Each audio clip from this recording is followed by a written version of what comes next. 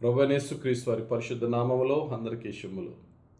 ఈరోజు మన అనుదిన ఆత్మీయ ఆహారంగా మార్కు సువార్త 10వ అధ్యాయము 23వ వచనాన్ని ధ్యానించుకుందాం. అప్పుడు యేసు చుట్టూ చూచి, ఆస్తి గలవారు దేవుని రాజ్యంలో ప్రవేశించుట ఎంతో దుర్లభమని తన శిష్యులతో చెప్పాను. యేసుక్రీస్తు ప్రభు చెప్పిన ఈ యొక్క స్టేట్మెంట్ చాలామందికి చాలా కష్టమైన స్టేట్మెంట్గా ఉంటుంది. ఏంటంట, ఆస్తి గలవారు, ఎవరికైతే ఆస్తిపాస్తులు ఉంటాయో ఆ ఆస్తి గలవారట దేవుని రాజ్యంలో ప్రవేశించుట ఎంతో దుర్లభం. ఇక్కడ దేవుని యొక్క బిడ్డలుగా మారాలి అంటే బాప్తిసం తీసుకుంటే దేవుని బిడ్డలం అయిపోతాం కదా, ఎస్. విశ్వసిస్తే రక్షింపబడతాం కదా, ఎస్.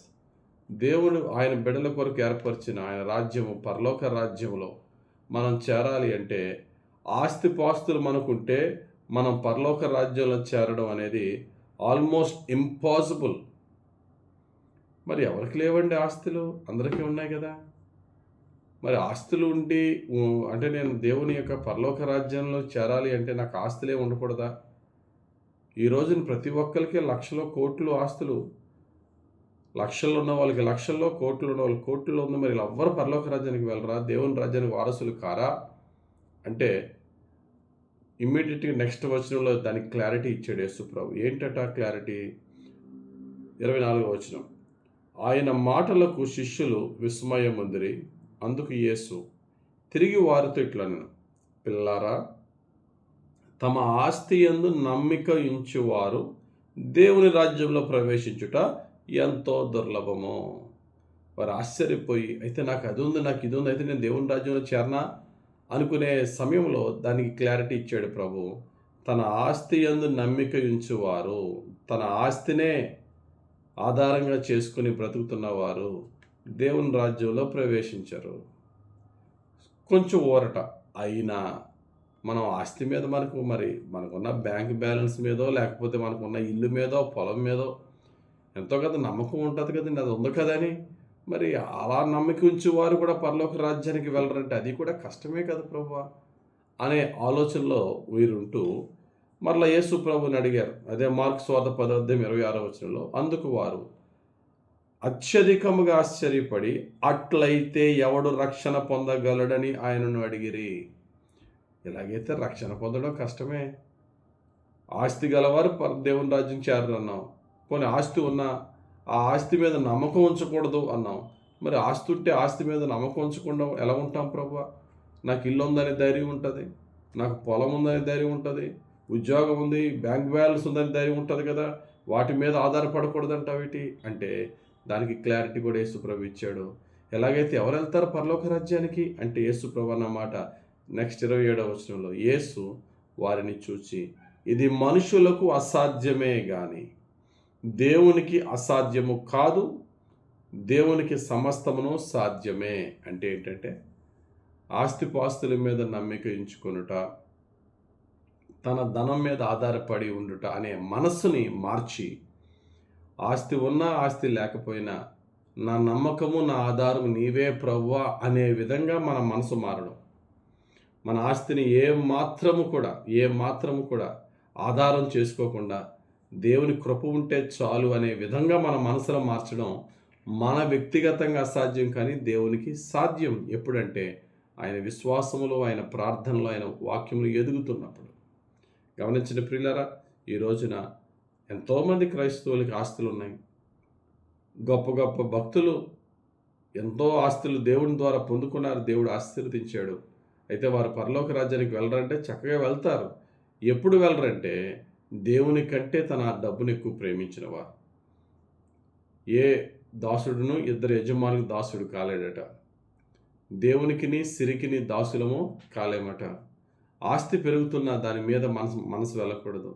చాలామంది క్రైస్తవులు డబ్బు మీద ఎంత ఎక్కువగా అభిమానం పెంచుకుంటారంటే ఆ డబ్బుని ఆధారం చేసుకుని ఆ డబ్బు వల్ల ఎన్ని పాపాలను చేయడానికి వెళ్ళిపోతున్నారు. లంచాలు మానట్లేదు, ఈజీ మనీ సంపాదించుకుంటున్నారు. సంపాదించుకున్న డబ్బులో కృతజ్ఞతతో కానుక తీయడానికి మనసు రావట్లేదు. కొందరేమో తప్పుడు మార్గంలో డబ్బు సంపాదిస్తే, మరికొందరు నీతి మార్గంలో డబ్బు సంపాదిస్తున్నారు, కానీ ఆ డబ్బుని ఎంత ప్రేమించేస్తున్నారంటే అందులో ఈ సంపాదనకి కారణం నా ప్రభువే అని సంతోషంగా కృతజ్ఞతతో కానుక ఇవ్వడానికి మనసు రావట్లేదు. మరికొందరు ఆ డబ్బుని దేవుడి కంటే ఎక్కువగా ప్రేమించేస్తూ ఉన్నారు.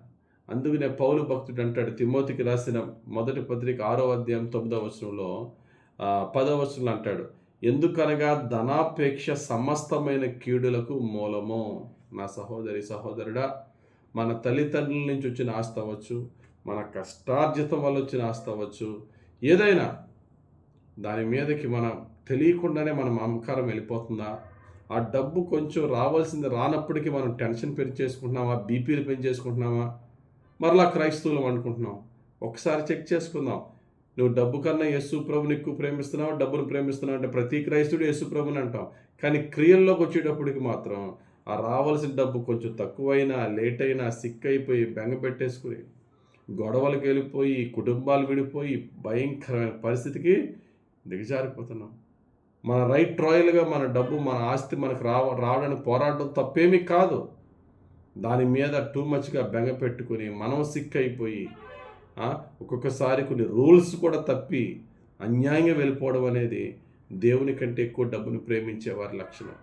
కాబట్టి అందుకనే 11వ వచనం, తిమోతికి రాసిన మొదటి పత్రిక 6వ అధ్యాయం 11వ వచనం, దైవజనుడా, ఓ దేవుని బిడ్డ, నీవైతే వీటిని విసర్జించు. వేటిని? ఈ ధనాపేక్ష విసర్జించి నీతిని, భక్తిని, విశ్వాసమును, ప్రేమను, ఓర్పును, సాత్వికమును సంపాదించుకొనుటకు ప్రయాసపడము.